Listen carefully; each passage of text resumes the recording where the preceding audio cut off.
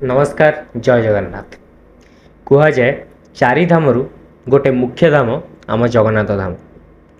आउ एठी स्वयं जगन्नाथ आसी थांती खाइबा खाइबा ताहले आपण माने कहि परिबे भी एठार मुख्य सेवक सुआर जी कि रोष घरे रोषेई करी जगन्नाथ को परोसी थांती। आज आम सहित अच्छा विश्वनाथ सामंतराय सभापति कोठभोग बड़ू सुआर निजगर। आज सी आसछंती सुआर नीति को वर्णना करने। सुआर नीति कौन, सुआर नीति केमिति होता आउ एते सुंदर नीति आम संस्कृति रे केमिति आसतला सेटा कहिबा।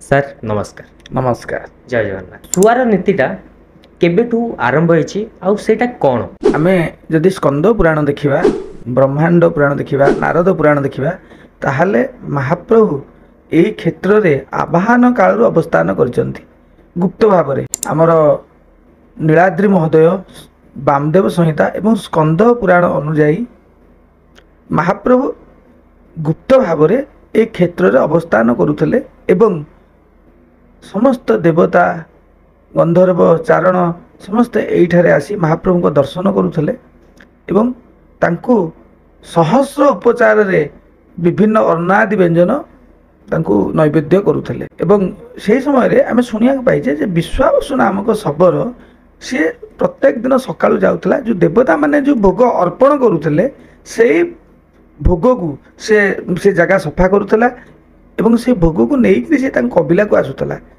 से कबिला रे तांकर समस्त से महाप्रसाद सेवन करिके ही बंचुथले, जहा फल रे से माने 10,000 वर्ष पर्यंत निरोगी एवं जीवक अवस्था प्राप्त करते बोली आम पुराण शास्त्र रु जना पड़े। तेणु ए क्षेत्र है भोजन क्षेत्र, पुराण अनुଯାयी है भोजन क्षेत्र, किंतु यह गुप्त था। ए गुप्त विषय रे मध्य ब्रह्मा को निजे भगवान श्रीमन नारायण एक भी कही जिते ब्रह्मांकर विषाद जोग है जे मु बारंबार पृथ्वी की सर्जना करुच्ची, भगवान आप सब भांगी दौरान तो माने आउ मत भल लगुनि। मु प्रति थर सृष्टि सर्जना करुच्ची, आप प्रति थर से सृष्टि की नष्ट कर दौरान। एमती केते सृष्टि आ सृष्टि करी मो आगे मु गढ़ी संसार को आम भांगी दौरान मत भल लगुनि कही से जिते बड़े मौन रहिले से भगवान जानिला अरे ये सृष्टि आउ हो पारनि। तेणु से ब्रह्मांग पाखे आविर्भूत होते कहले तुम कहले ब्रह्मा तुम मोटू तो अलग नुहे, तुम भितर विषाद आसला कहीं। हाँ तुम गोटे कम कर, तुम तुम संसार सबुठ दुर्लभ गोटे जगह अच्छी दक्षिण पूर्व दक्षिण समुद्र समुद्र से कूल को जाओ, जाकि से देख तापर तुम विषाद दूर हो जोटा कि माने सारा ब्रह्मांड रे गोपनीय यही पर्यंत ता विषय कि जानी ना तुम से जाओ। ब्रह्मा ए क्षेत्र को प्रथम आसी आम से देखो ये ब्रह्मगिरी ना जगह अच्छी अल्प दूर रे जो ब्रह्मा ओह्लई से जगह एवं से ऋषिवंत नामक भी जोड़े जोड़े 3टा माने मुंडिया अच्छी बालीवंत अच्छी ऋषिवंत कह जाए। तापर गवेषणा है बहुत जिन जना पड़े जेहेतु आम गवेषणा करूने आस्ते आस्ते से नाम भी गुड़ा भी लोक लोचन रू लिभि गला। से जो क्षेत्र को आसिले से क्षेत्र को देखिक आचंबित हो जाते मन में आसे अरे ये क्षेत्र तो मो सृष्टि नुहे, मु तो ये सृष्टि कर सृष्टि मु करनी, ये तो गोटे नुआ जिनस मु तो सदा चिंता कर सृष्टिटा मु तैयारी करुच्ची, मु समस्त जीव जगत को करुच्ची किंतु एटा तो मु करनी, एटा कोठु आसिला आचंबित होइकी देखुचंती।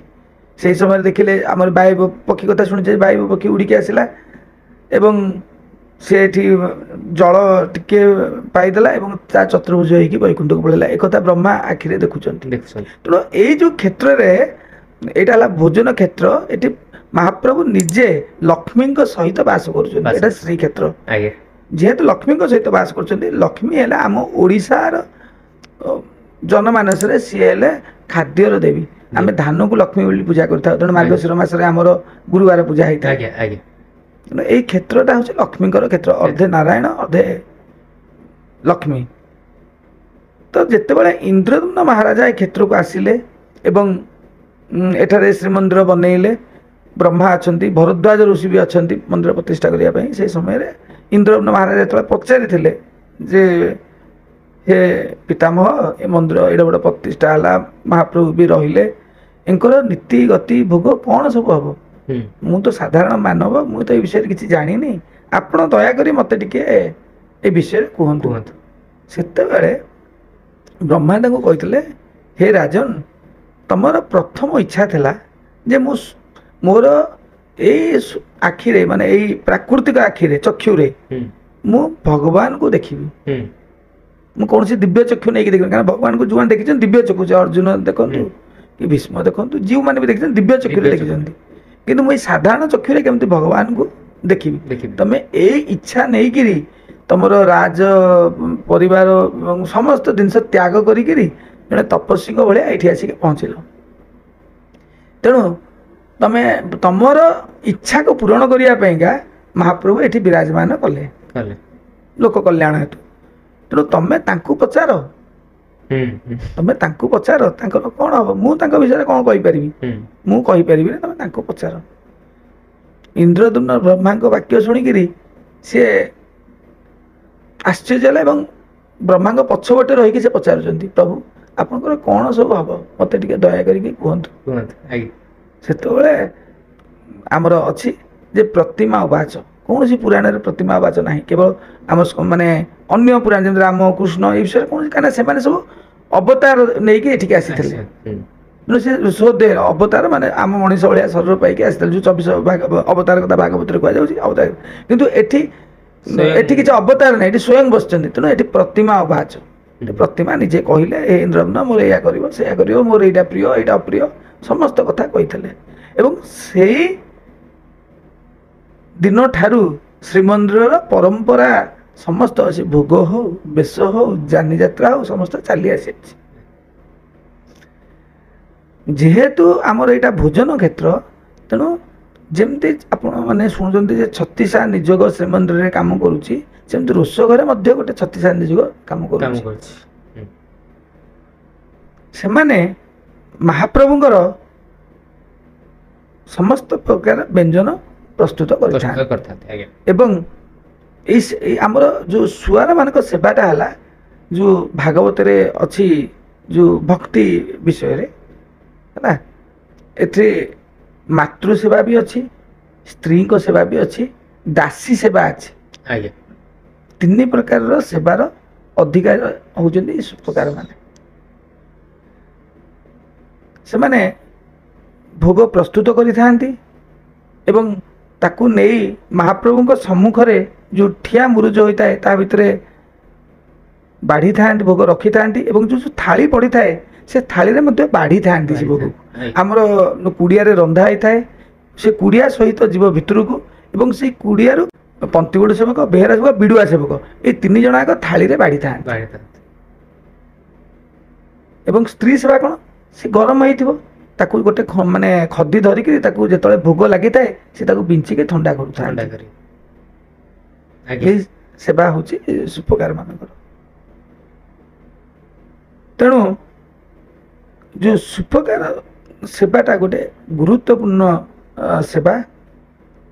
ଏମାନଙ୍କୁ ଲକ୍ଷ୍ମୀ ସ୍ୱରୂପା କୁହାଯାଏ, ସମସ୍ତେ ମାନନ୍ତି। ତେଣୁ ସୁପକାର ମାନେ ଏବେ ସିନା ପିନ୍ଧୁନାହାନ୍ତି, ସେତେବେଳେ ବେଣ୍ଟି ରଖୁଥିଲେ। ବେଣ୍ଟି ମାନେ ମାନେ ସ୍ତ୍ରୀ ବେଶ, ମୁଣ୍ଡ ଦିହରେ ସେମାନେ ବେଣୀ ପକାଉଥିଲେ, ବେଣ୍ଟି ତାକୁ କହନ୍ତି। ବେଣ୍ଟି ଆଜିକାଲି ଆଉ ଦେଖିବା ମିଳୁନି, କେବଳ ପୂଜା ପଣ୍ଡା ସେବକ ମାନେ ବେଣ୍ଟି ରଖୁଛନ୍ତି, ଆଉ କିଏ ରଖୁନାହାନ୍ତି। ଏବଂ ଗୋଡ଼ରେ ଝୁଣ୍ଟିଆ ପିନ୍ଧୁଥିଲେ, ଝୁଣ୍ଟିଆ ମାନେ ଆଙ୍ଗୁଠିରେ ଯେଉଁ ଲଗାଉଥିଲେ। ଏବଂ କହନ୍ତି ସୁପକାର ମାନେ ସୁନାର ପାଉଜି ଲଗାଉଥିଲେ। କେବଳ ସୁପକାର ଗୋଟେ ଜାତି ଯାହାକୁ ପାଟ ମାନେ ରଙ୍ଗର ବିଭିନ୍ନ ରଙ୍ଗର ପାଟ ପିନ୍ଧିବାର ଅଧିକାର ଦିଆଯାଇଛି ଶ୍ରୀମନ୍ଦିରରେ। ଆଉ ସମସ୍ତ ସେବାୟତ ଧଡ଼ି ନଥିବା ଲୁଗା ପିନ୍ଧିବେ, ଧଡ଼ି ନଥିବା ଲୁଗା ପିନ୍ଧିବେ। କିନ୍ତୁ ସୁପକାର ମାନଙ୍କୁ କେବଳ ଦିଆଯାଇଛି ଯେ ସେମାନେ ଯେହେତୁ ସେମାନେ ଲକ୍ଷ୍ମୀଙ୍କର ଅଂଶ, ତେଣୁ ସେମାନେ ମାନେ ଛେଦା ପିନ୍ଧିବେ ନାହିଁ, ସେମାନେ ଧଡ଼ି ଥିବା ରଙ୍ଗ ବିରଙ୍ଗର ପାଟ ବସ୍ତ୍ର ସବୁ ପିନ୍ଧିପାରିବେ। ଇଏ ବିଶେଷ। ଆଉ ଗୋଟେ ସେବା ଦିଆଯାଇଛି, ଶ୍ରୀମନ୍ଦିରରେ କୌଣସି ପୂଜା ପଣ୍ଡାକୁ ଛାଡ଼ିଦେଲେ, ପୂଜା ପଣ୍ଡା ଯେମିତି ହେଲେ ଦେଉଳ ପୁରୋହିତ ହେଲେ ଏମାନେ ସବୁ ଆସନରେ ବସିଥାନ୍ତି। ପ୍ରତିମାତ୍ର ହେଲେ ଯେଉଁମାନଙ୍କର ପୂଜା କରିବାର ଅଧିକାର ଅଛି ଅଧିକାର ଅଛି। ସେମାନଙ୍କୁ ଆସନ ଦିଆଯାଇଥାଏ। ଅନ୍ୟ କୌଣସି ସେବାୟତ ଆସନରେ ବସିବାର ବସିପାରିବେ। ଅଧିକାର ନାହିଁ। ଉପରେ ବସ୍ତ୍ର ପକେଇବାର ଅଧିକାର ନାହିଁ କାନ୍ଧରେ, କିନ୍ତୁ ସୁପକାର ମାନଙ୍କୁ ଆସନ ଦିଆଯାଇଛି, ସେମାନେ ମଧ୍ୟ ଆସନ ପକେଇ ବସିପାରିବେ। ତେଣୁ ଏଇଥିରୁ ଆପଣ ଅନୁମାନ କରନ୍ତୁ ଯେ ତାଙ୍କର ସେବାର ଗୁରୁତ୍ୱ କେତେ ଶ୍ରୀମନ୍ଦିରରେ ବେଶୀ।